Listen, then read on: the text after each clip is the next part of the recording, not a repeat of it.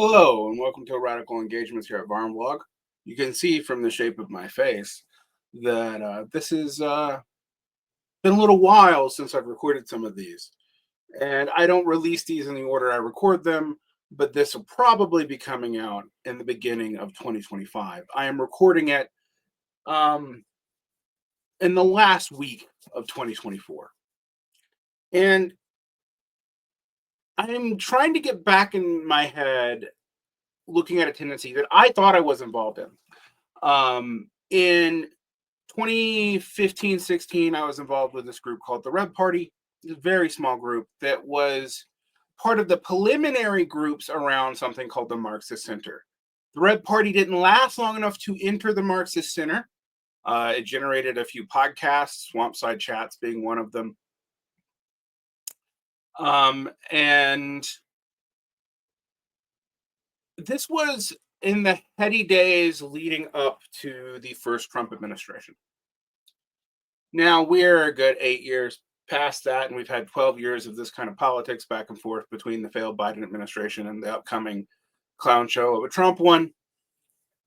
Don't get me wrong, it seems like his clown shows all the way down, but I wanted to explore what happened to the base building tendency. Why did it seem to be ascendant as a counter tendency to the DSA's attempt at electoralism amongst certain kinds of sectarian Marxists between its formation in the middle teens and its dissolution after COVID, the Marxist Center's dissolution after COVID? There have been some discussion of the base building tendency. There was also a lot of Trotskyists who responded to them back in the day, both the Revolutionary Communist Organization, formerly known as the International Marxist Tendency, responded to them, as well as Left Voice, both of whom have vaguely Trotskyist variances of specific tendencies. I'm not going to go into the specific tendencies today. I will when I talk about those articles. But also, there was some autocritique that came out from the movement in 2021 and 2022. But I wanted to go to Sophia Burns. I had all kinds of dialogue with Sophia Burns back in the day. She was interested in Buddhism. She was interested in quote, paganism, a category that I find a lot more fraught. She was interested in classical culture, as am I. And she wrote, there are only 4 tendencies left over there for, I believe, Left Wind was what that org was called. And yet, she seems to have faded from the milieu around 2021, somewhere after COVID. And I got this article from her Medium sent to me, and I wanted to explore it because it might give us a hint to what happened with the base building tendency, with one of the biggest people promoting it as a way to build dual power and also build up a Marxist cadre base that was outside of electoralism, seems to have so thoroughly disappeared. And at a moment when stuff like the International Labor Club and whatnot are emerging, the independent labor clubs, not international labor clubs, are emerging as a kind of pre-political force, it's interesting to look at what is base building and what isn't, since we're probably going to see a lot of people moving towards trying to rebuild workers' parties, but by fiat, by just groups declaring that we should build a workers' party without really knowing how to do it.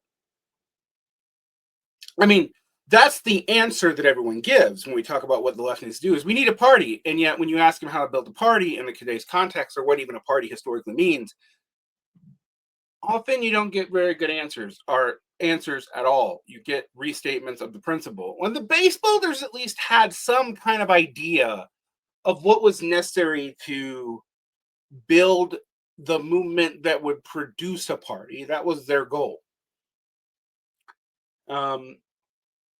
And they did have influence. I mean, for those of you who know the Marxist Unity group over there in the DSA, they were in communication with base builders, and there was an overlap between Neo-Trotskyist Marxist Center and the Hal Draper Marxist Center which is both ideas inspired the name of Marxist Center again in the organization that had about a half decade shelf life uh, in the aught teens. So let's get into what Sophia Burns says, because I think looking at Sophia's personal journey is influential. Now, I don't know much about Sophia personally. I've interacted with them online. When I looked up their medium, it seemed to be pretty active until late 2021. I don't know if they're writing somewhere else or under a different name, but this is from that medium.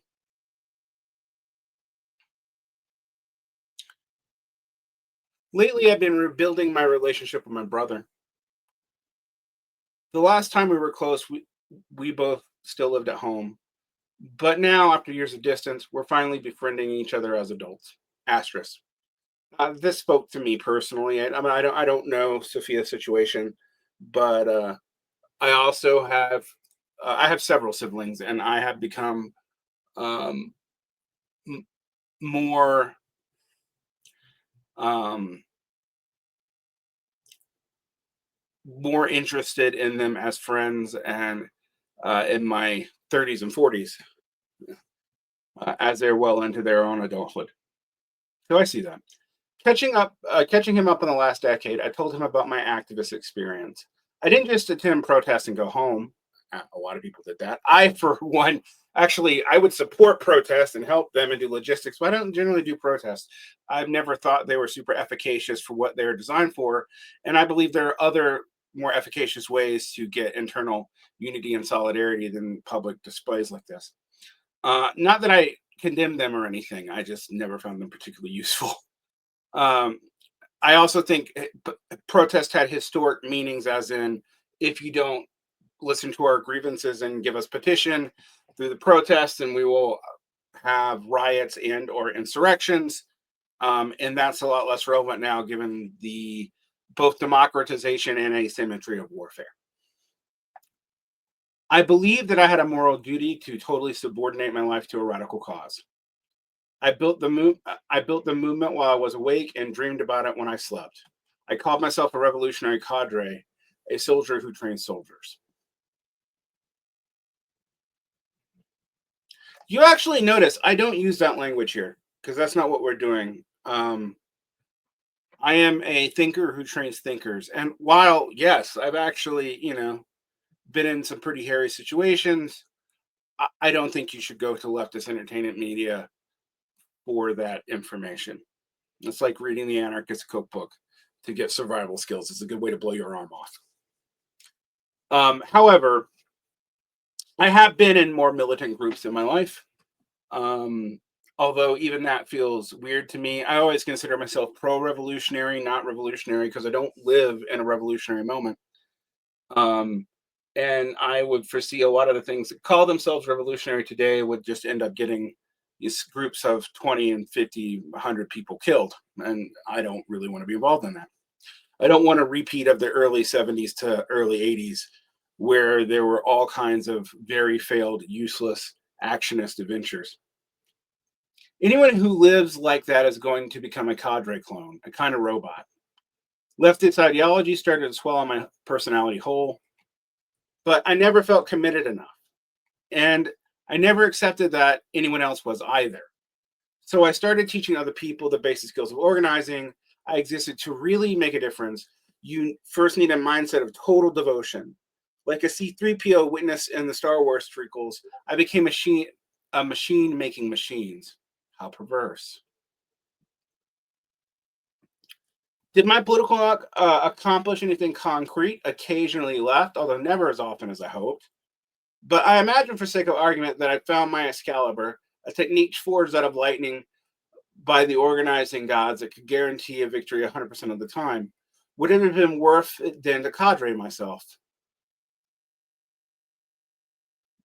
For those of you who are watching or who are listening with visual impairs or listening on the podcast, there's a picture of the stationary flat Earth, um,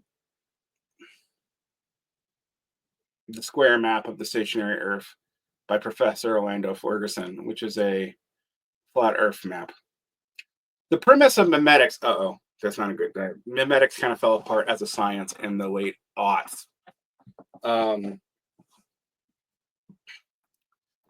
And the problem is that it claimed to be a science based on something concrete, that ideas work like genes, but missed that the whole thing was basically a fucking metaphor, and that no, ideas do not work like genes, at least not in a straightforward way, particularly in the virus model. But anyway, the premise of memetics is an idea works in the mind like a virus in a cell. In a technical sense, meme doesn't just mean internet joke. Nope, it didn't used to. It's any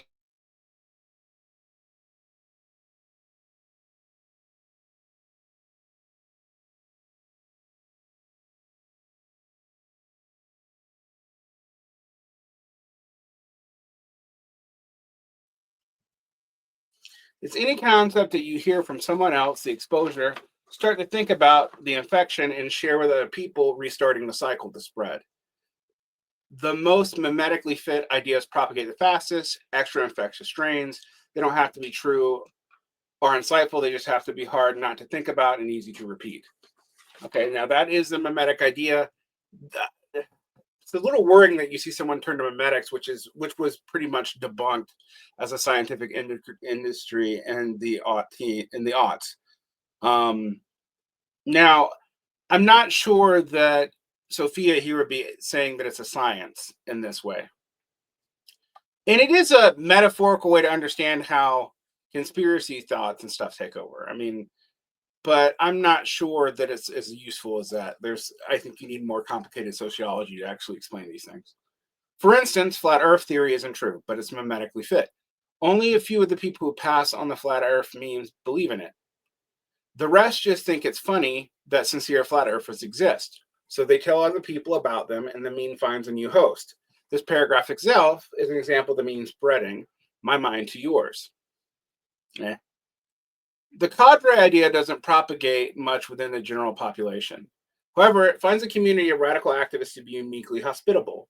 Revolutionaries believe their ideology can, will, and must save the world. That's a big, interesting claim, because I actually don't know that I believe that. If they can't muster sufficient dedication, then they are personally to blame for all the evil and oppression that continues to happen. With that mindset, no wonder some of them are so compelled by the cadre idea. I clung to it. I promised to show how to live up to the moral responsibilities that I felt myself to satisfy. And of course, I became an evangelist, sharing it with others. Now, one of the interesting things I want to point out that Sophia is getting on here is something I talk a lot about at this channel, which is when your politics is not a politics of zone politikon, that's Aristotle for political animal or social animal. Politikon, going that far back, is a reference to the Polish, and social and political kind of mean the same thing in that context. The separation of the social from the political is kind of a bourgeois construct. Anyway, it's not clear that you can separate the two so cleanly in the ancient world. It's not clear that you can separate the two so cleanly now, because so many people, what they mean by politics is a social identity. And I do think that is part of why cadre formation, even more than this memetic stuff. And again, I want to emphasize that memetics is not taken that seriously anymore by comparative biologists or by social theorists. Although it was a heyday around the new atheist movement. I mean, if you go back and read that stuff, that was, they basically thought almost anything was a meme.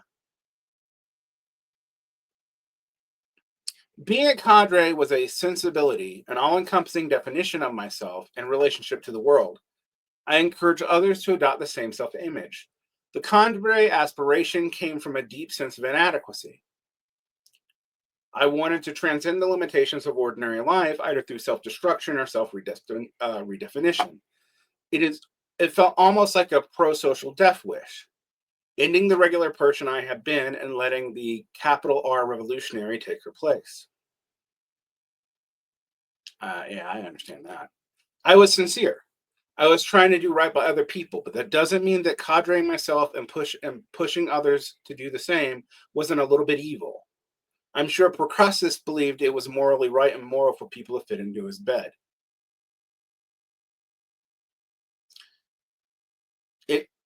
It hurt to live like that. It also hurt to give it up. Don't get into it in the first place. It doesn't work. But even if it did, it wouldn't be worth it. We got a bust of Immanuel Kant for those of you who can't read. The philosopher Kant taught that every single person, no matter who or where they are, has a central moral duty, the categorical imperative. Yeah, and I don't believe that for a second. I don't think the categorical imperative really works. He claimed that it emerged logically from the relationship between free will and rational thought. While Kant formulated the categorical imperative several ways, the first two versions are the most influential.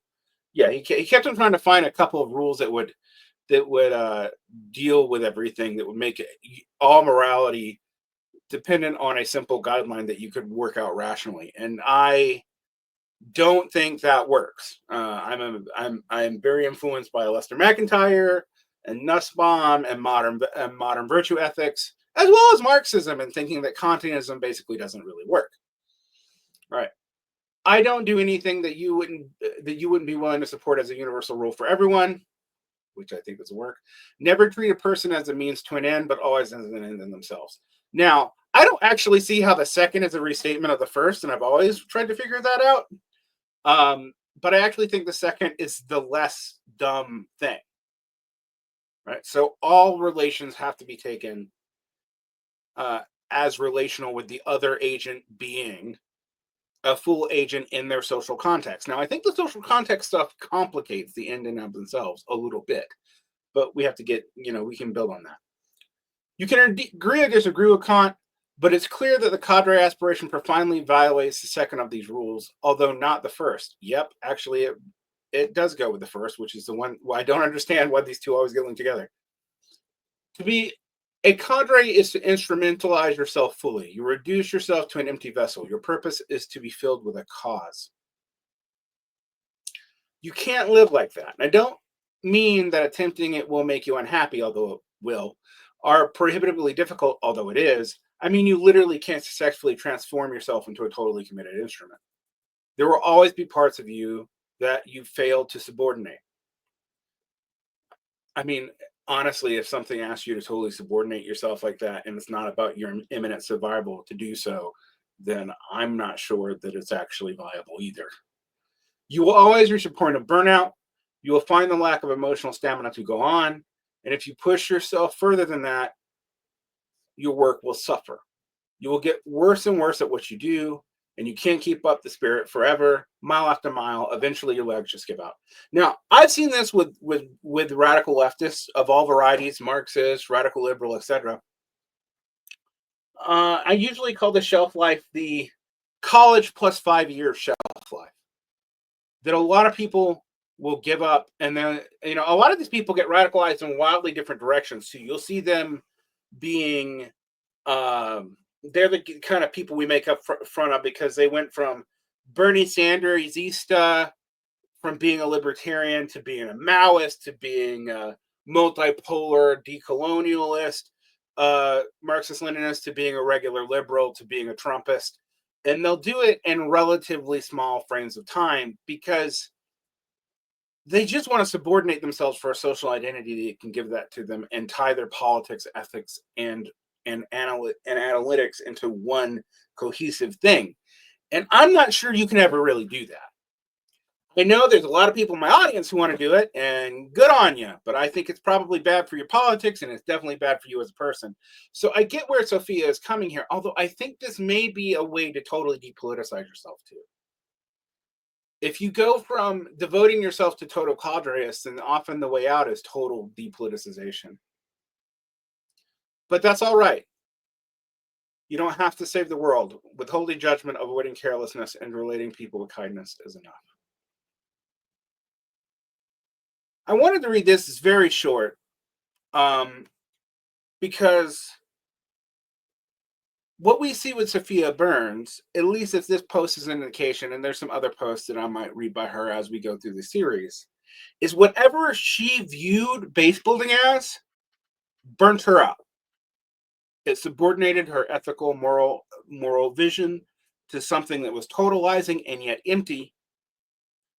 And it led to what I often mock as the primitive accumulation of cadres. And when base building goes wrong, and it's not about building independent working class power, I think that's a real threat, a real serious and substantive threat.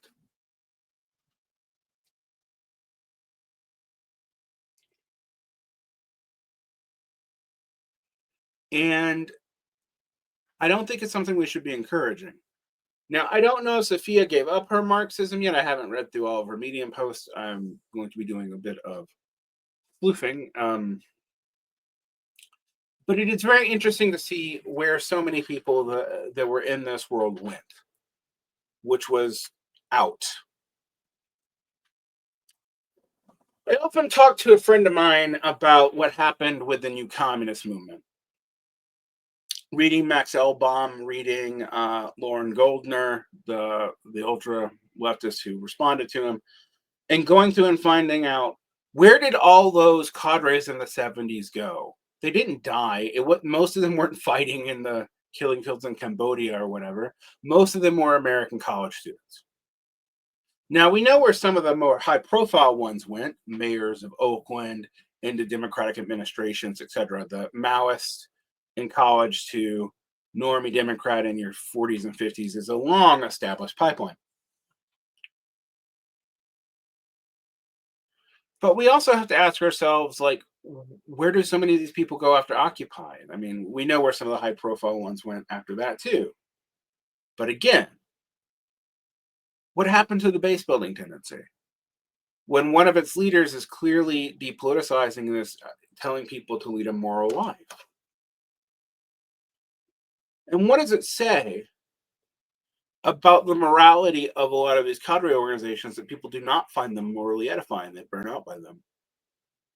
Now, I have my own theories. Obviously, I used to be in one or two of them, and I still engage with sectarian organizations all the time on the podcast.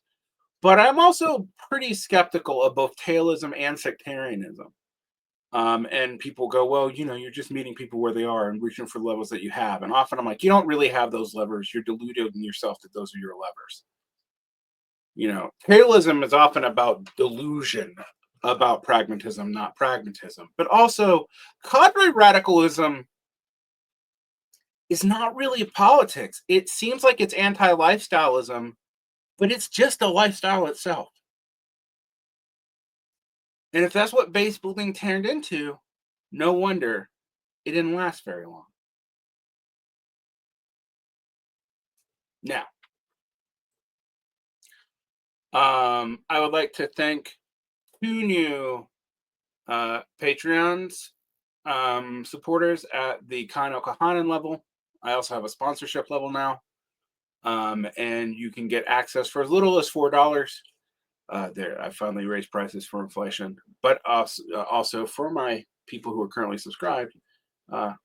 If you subscribed already, you still get the old prices. I reward loyalty.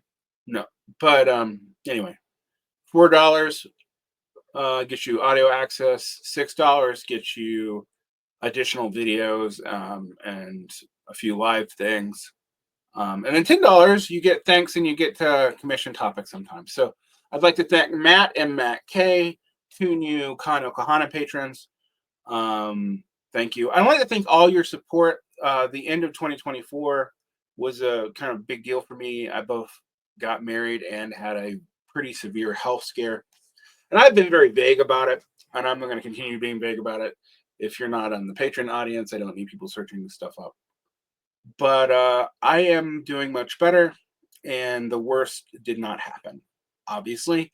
So we're back on semi-regular production, which is going to average 3-ish videos a week. One interview video, radical engagements, if people still want them. I will say the radical engagement numbers are like weird to me. Some of them go gangbusters, most of them don't do well. And people seem to want the personal videos of me just ranting more than these. But for those who enjoyed them, I hope you do. I'm going to continue doing them at least until I can finish the series that I've committed myself to. And then we'll see where we go from there. Yeah. And a reminder of what you get behind the Patreon wall if you are interested. There's an additional show with me and JG Michaels. There's an additional show with me and Sean KB of Antifada. And there's Q&As. And occasionally other shows with guests, people in my community, uh, longer versions of interviews. Those will be on the Patreon as well. But I still try to make the majority of the material free, and will continue to do so here on YouTube and on the Buzzsprout podcast, which you can find in any podcaster if you want to listen to this as opposed to watch my stupid mug. All right.